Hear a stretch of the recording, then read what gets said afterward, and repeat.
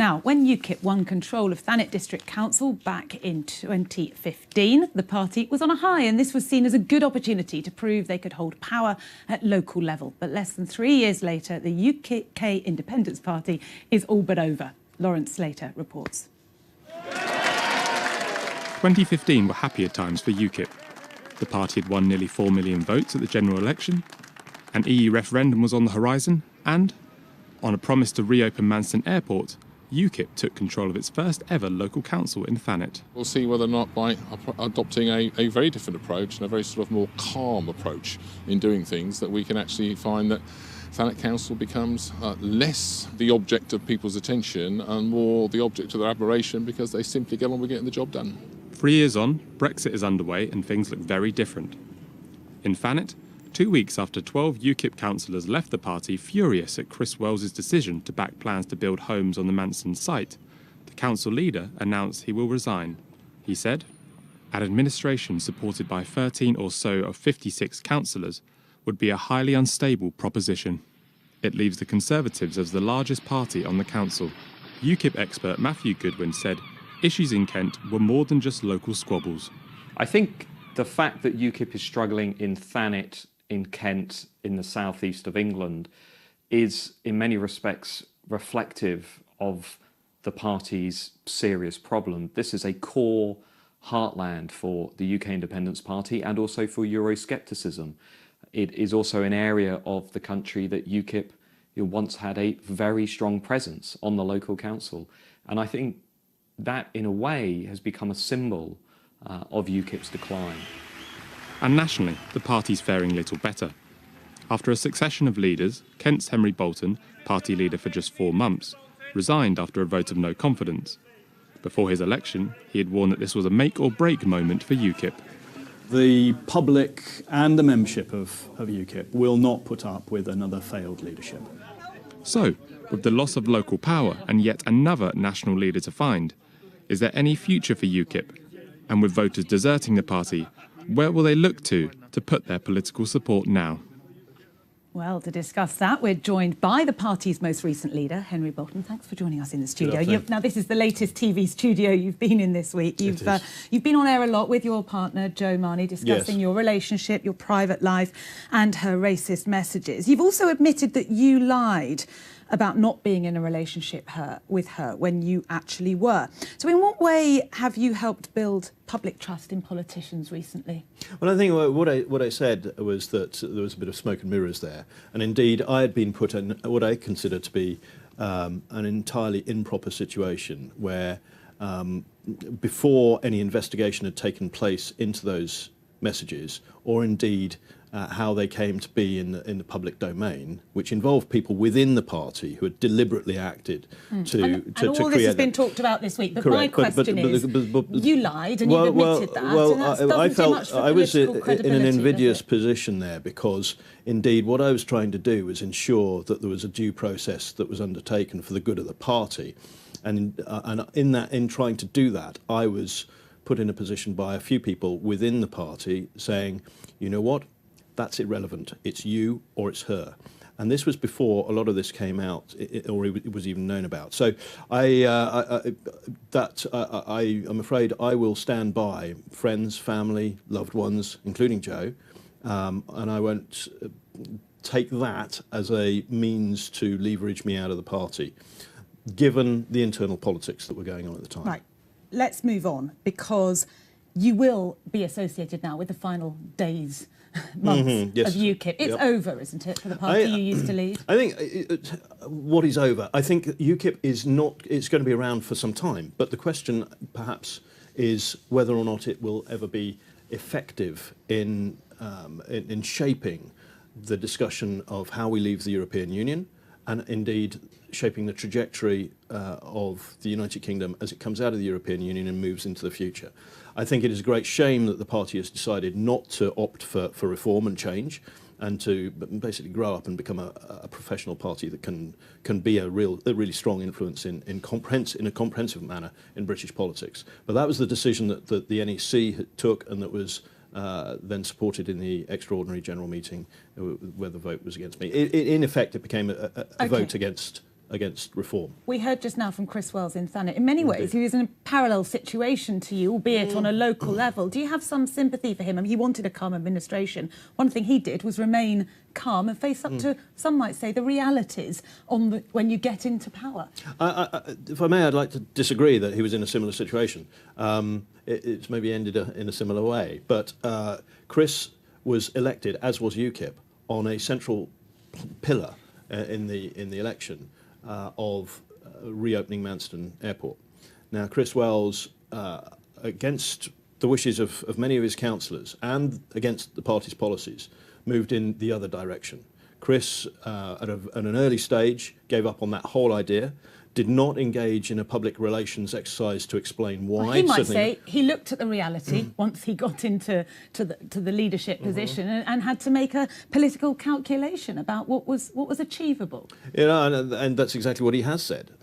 But you know, he's doing that in the face of opposition from his own councillors, in the face of opposition from his own party, and in the face of opposition from the public. Okay. Now, if you're going to pursue a course like that, you need to be able to explain why. And So Chris now, never really bothered about that.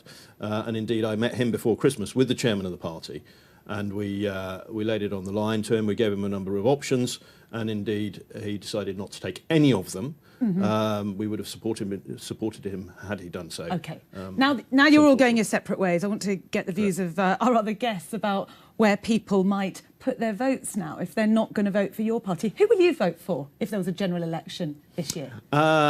You've been a Liberal Democrat in the past, haven't you? I have, yeah, but that was a little while ago. Okay. Yeah. So which party do you feel your loyalty to now?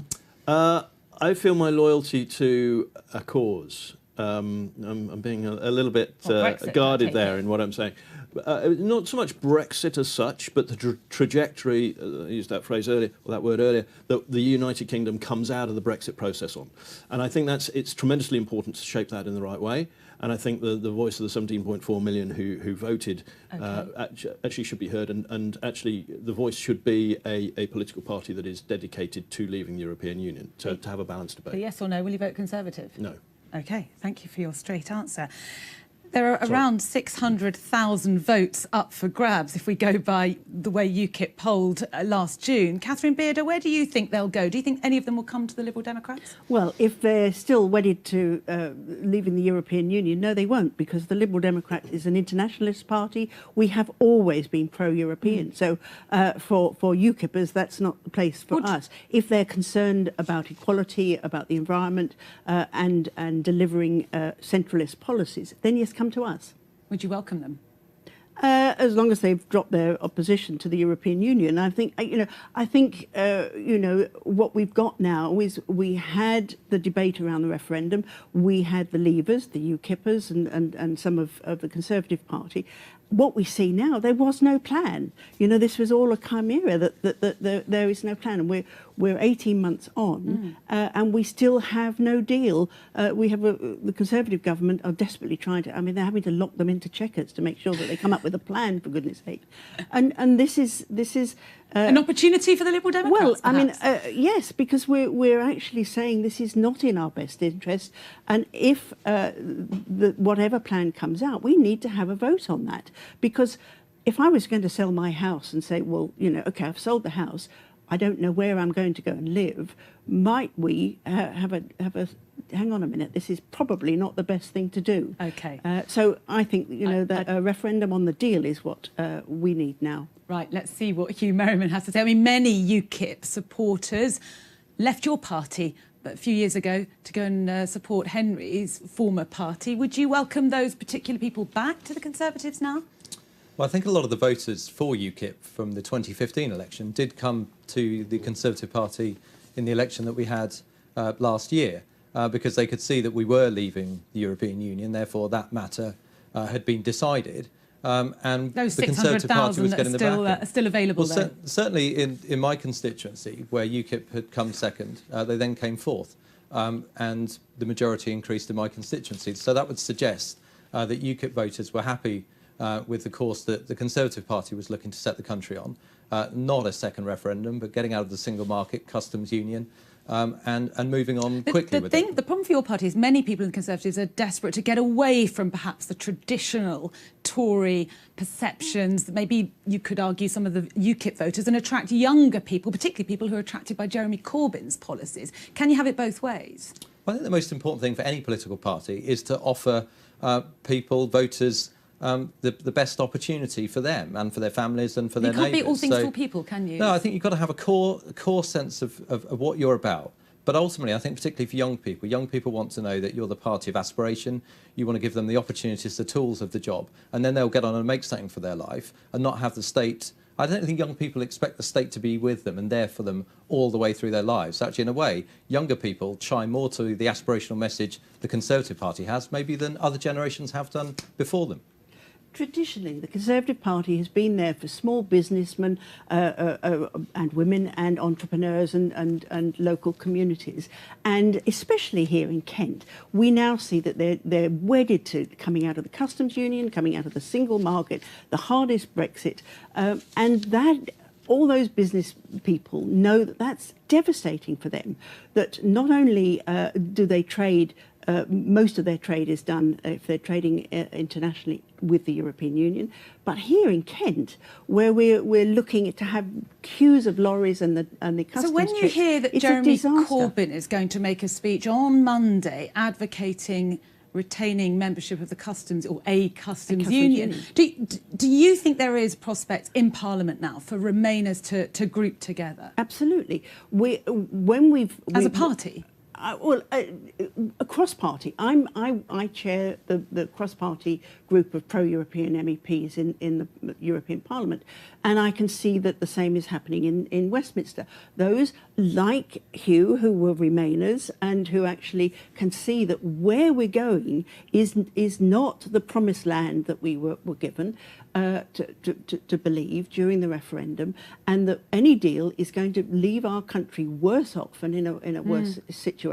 And they're actually saying, well, hang on a minute, let's have a look at the deal. We live in interesting times, as all of us know, Absolutely. not least Henry. And Hugh, I mean, if you look across the floor and see moderate Labour MPs who you know share your beliefs about Europe, would probably rather see Amber Rudd, for example, as Prime Minister, remain Conservative than their own party leader. Do you think we are perhaps going to end up in a situation where we have a cross-party Brexit parliamentary group?